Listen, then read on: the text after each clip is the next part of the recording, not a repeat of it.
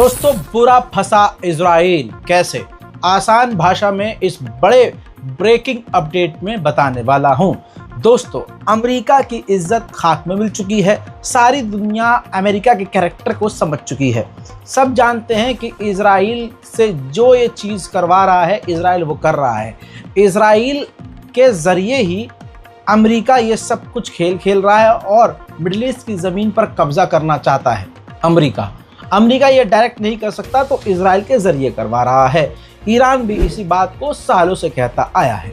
अब जब सारी दुनिया में अमेरिका की थू थू हो रही है, तब अमेरिका ने मजबूरी में आकर, क्योंकि बौखलाहट बाइडेन की गवर्नमेंट में इसलिए और भी है क्योंकि जनरली नेतन्याहू कोई अपडेट, कोई भी जानकारी अमेरिका के साथ शेयर नहीं कर रहा है। अपने सीक्रेट प्लान उसने इतने सीक्रेट रखे हुए हैं कि वो अमेरिका तक से शेयर नहीं कर रहा है। लिहाजा अब बाइडेन सरकार बुरी तरह से, सिंपल लैंग्वेज में कहूँ तो, किरस चुकी है नेतन्याहू से। पूरी दुनिया की आलोचना के बाद अमेरिका प्रेशर में आ गया और इजराइल को चेतावनी दी है, वार्निंग दी है कि 30 दिन का समय है आपके पास। अगर 30 दिन के अंदर अंदर आपने हमें सेटिस्फाइड आंसर या कोई एक्शन ऐसा करके नहीं दिखाया जिससे हमें यकीन हो और दुनिया को यकीन हो कि ह्यूमैनिटेरियन एड आप गाजा के अंदर जाने दे रहे हो, जो सिविलियंस है उनको राहत पहुंचाने के लिए अगर आप कोई कदम उठा रहे हो, तो 30 दिन के अंदर ये साबित कर देना, वरना जो हम आपको आम हथियार सप्लाई करते हैं उसमें बाधा यानी अड़चन पैदा होगी। हम हथियारों में कटौती करेंगे। पहली बात, इस पर आप और मैं तो बिल्कुल भरोसा नहीं करता हूँ। मेरा मानना यह है कि 30 दिन का समय देकर उसने इनडायरेक्ट में कहा है कि 30 दिन तुम्हें जो करना है करो, तुम्हारा फुल मौका है। मैं अमेरिका पर भरोसा नहीं करता हूँ, बट एज अ जर्नलिस्ट मैं आपको खबर दे रहा था कि भाई ये खबर है। दूसरी बड़ी बात यह है, जर्मनी, इतिहास याद रखेगा कि जर्मनी की ये सरकार पूरी तरह से कातिलों के साथ है। जर्मनी ने आधिकारिक तौर पर एक तरह से इनडायरेक्ट वे में इजराइल को खुलकर इस तरह सपोर्ट किया और कह दिया कि इजराइल जो गाजा के अंदर कर रहा है, लेबनान में कर रहा है, उसमें जो आम लोग मारे जा रहे हैं वो जंग का हिस्सा हैं, और जो आम लोग मारे जा रहे हैं, ब्रैकेट में जो जेनोसाइड हो रहा है, उसका जिम्मेदार इजराइल नहीं है, उसके जिम्मेदार हमास, हिजबुल्लाह, फिलिस्तीनी है, वो खुद है। दोस्तों, ये बेगैरती जर्मनी की है और आप खुद भी याद रखिएगा इस चीज़ को और आने वाली नस्लों को भी ये चीज़ बताते रहिएगा। उधर ब्रिटेन ने 3rd रॉ की पाबंदी लगा दी है। ये तीसरी पाबंदी है जो सेटलर्स पर लगाई है। इजराइल के सेटलर्स फिलिस्तीनियों के मकानों और घरों पर हमला कर रहे हैं। उसके चलते हुए बरतानिया ने तीसरी बार पाबंदी सेटलर्स के ग्रुप पर लगाई है। बरतानिया का एक बड़ा फैसला आया है, जो बड़ी बात हो रही है। फैसला ये हुआ है कि अभी हम बातचीत कर रहे हैं, उसके बाद फाइनल डिसीजन ये लिया जाएगा कि इजराइल का जो कट्टरवादी नेता बेंजवीर है, जो हजरात बहुत ही खतरनाक है, बहुत खतरनाक है। वो बता दूं कि बरतानिया ने कहा है कि उस पर भी हम पाबंदी लगाने की बात कर रहे हैं। ये अपडेट स्पेशली मैं गाजा का दे रहा हूँ। गाजा पर इजराइल ने पिछले 12 घंटों में ऐसी तबाही मचाई है जैसे वो रोज़ मचा रहा है, और इन तबाहियों का असर ये है, देखिए, ज़्यादा तबाही इसलिए और मच रही है क्योंकि अब लोग बच नहीं पा रहे हैं, अपने आप को बचा नहीं पा रहे हैं। वहाँ कोई सिक्योर जगह नहीं है, सिक्योर लैंड नहीं है। तबाही का मंजर आपके सामने है।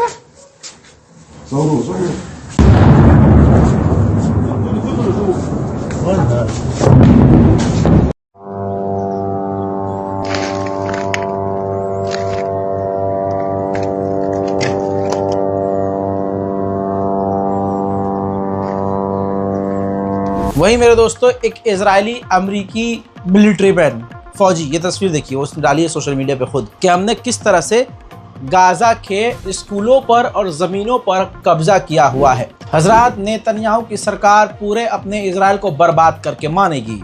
मेरे दोस्तों, जो रिजर्व के इजरायली सैनिक थे, रिजर्व फौजी, वो मांग कर रहे थे कि इजराइल की गवर्नमेंट जो है गाजा के साथ डील कर ले और अपने कैदियों को बिना लड़े वापस ले ले और इस जंग को ख़त्म कर दे और सीज़ फायर करे। ये मांग जो इजराइल के फौजी कर रहे थे, इजराइल की गवर्नमेंट ने उनको सस्पेंड ही कर दिया है। मेरे दोस्तों, इसके अलावा एक फिलिस्तीनी को फिलिस्तीन के जेनिन के इलाके में गोली मारकर इजराइल ने कत्ल कर दिया है। मेरे दोस्तों, फिलिस्तीनी फुटबॉलर, इंटरनेशनल फुटबॉलर, फिलिस्तीनी फुटबॉलर जिसको इजराइल ने बमबारी करके गज्जा के अंदर इसके पूरे परिवार के साथ इनको शहीद कर दिया है, कत्ल कर दिया है। यूएन के ह्यूमन राइट ग्रुप ने कहा है कि 4 लाख जो फिलिस्तीनी हैं नॉर्थन गाजा में जो घिरे हुए हैं, इजराइल ने उनको कोई ऑप्शन ही नहीं दिया है। उनके पास सिर्फ 2 ही ऑप्शन है, या तो वो भूखे मारे जाएं या वो इस जगह को छोड़कर भाग जाएं। तीसरा ऑप्शन और भी है दोस्तों, जो मैं जानता हूं और आप जानते हैं। इजराइल तीसरा ऑप्शन सिर्फ यही देगा कि वहीं रहो और बमबारी में मारे जाओ। कुछ देर पहले इजराइल ने गाजा के इलाके में एक बार फिर से एयर स्ट्राइक करके एक ही इलाके में 23 लोगों को कत्ल कर दिया है। मेरे दोस्तों, सीरिया के अंदर भी इजराइल ने बमबारी की थी, यानी एयर स्ट्राइक की थी। उसके मंजर आपके सामने है।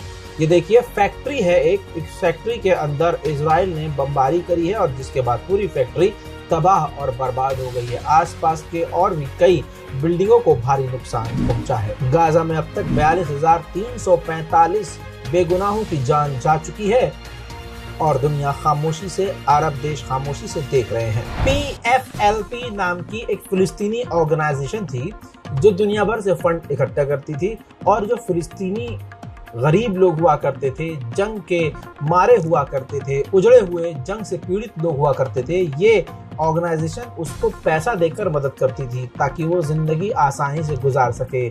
अमेरिका ने इस संगठन को ही बैन कर दिया है। हजरात मोहतरम, इस संगठन को टेररिस्ट लिस्ट में डाल दिया है।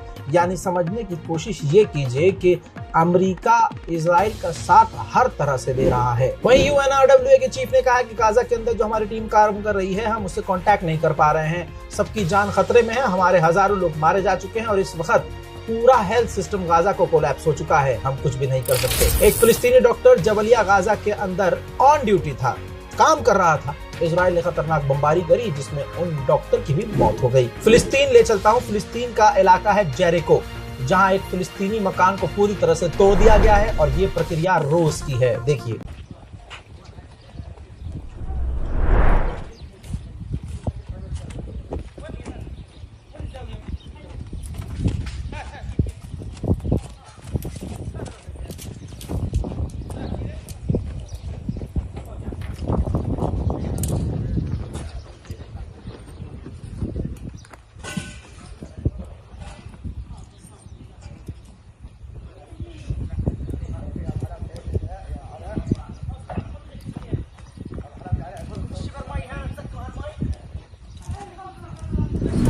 एम्बुलेंस के लिए और एम्बुलेंस को कभी चलाने के लिए, कभी एम्बुलेंस में लाशें और घायलों को ले जाने के लिए ड्यूटी करने वाला एक मेडिकल से जुड़ा हुआ वर्कर, उसको पता ही चलता है ऑन ड्यूटी कि उसके भाई की बमबारी में मौत हो गई। हाल देखिए।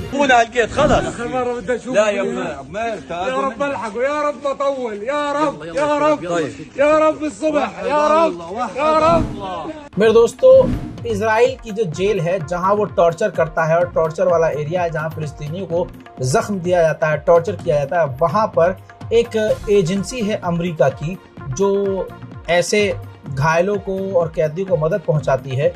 उससे अमेरिका का वो ग्रुप NGO जो है इजराइल से लगातार मीटिंग कर रहा है। देखिए, यहाँ पर खुश होने की जरूरत नहीं है। ऐसा भी हो सकता है, ठीक है, पॉजिटिव सोचना चाहिए। ऐसा भी हो सकता है कि वो ग्रुप इजराइल से बात कर रहा हो कि उन कैदियों को, फिलिस्तीनियों को मदद दी जाए, खाना पानी, उनको कुछ ढंग के कपड़े दिए जाए और उनका ख्याल थोड़ा बहुत रखा जाए ताकि वो जिंदा रह सकें। दूसरी तरफ ये भी हो सकता है कि इजराइल उस NGO से मीटिंग कर रहा है ताकि उस NGO को खरीद कर उनसे फर्जी रिपोर्ट बनवाकर दुनिया को शांत कर सके। ये दूसरी वाली बात सही साबित हो सकती है अमेरिका और इजराइल के कैरेक्टर को देखकर। मेरे दोस्तों, ये वीडियो बहुत सेंसिटिव है। इजराइल के सैनिक एक प्रेग्नेंट महिला को गोली मार देते हैं और एम्बुलेंस तक वो ना पहुंच पाए, इसके लिए वो पूरी कोशिश करते हैं। मेरे दोस्तों, ये इनह्यूमैनिटी नहीं तो क्या है। लेकिन ये याद रखिएगा कि भारत के बहुसंख्यक समाज को इसीलिए, इसी काम की वजह से इजराइल बड़ा पसंद है। गाजा को चारों तरफ से तबाह करके अपनी एक सेफ जगह इजराइल के सैनिक बनाकर, जहां पर वो अपने धर्म के मुताबिक जो काम होता है वो कर रहे हैं और आराम से बैठे हैं। उधर मेरे दोस्तों, यमन के ऊपर भी इजराइल ने बमबारी की है। यानी समझ लीजिए, सीरिया, इराक, यमन, गज्जा, फिलिस्तीन, लेबनान, 6 से 7 जगह इजराइल बमबारी कर रहा है और सारे अरब देश चुपचाप देख रहे हैं। मेरे दोस्तों, फिलहाल इस रिपोर्ट में इतना ही, जो बहुत बड़ी जानकारी मैं आपको दे चुका हूँ। चैनल को जल्दी से कर लीजिए सब्सक्राइब और वीडियो को शेयर कीजिए अपने फैमिली ग्रुप में, अपने खानदान के ग्रुप में, और तमाम मोमिन तक इस वीडियो को पहुंचाइए और गाजा और फिलिस्तीन की मदद के लिए आगे आते हुए इस बारकोड का इस्तेमाल कीजिए। मुझे पता है कि ये बारकोड कई बार काम नहीं करता है, लेकिन आपसे गुजारिश है, जब फिलिस्तीन के लोग हिम्मत नहीं हार रहे हैं तो हम एक बार स्कैन करके फंड भेजने में जब फेल हो जाते हैं तो हम हिम्मत क्यों हारते हैं। मेरे दोस्तों, इस रिपोर्ट को शेयर कीजिए, दुआओं में याद रखिए। जय हिंद।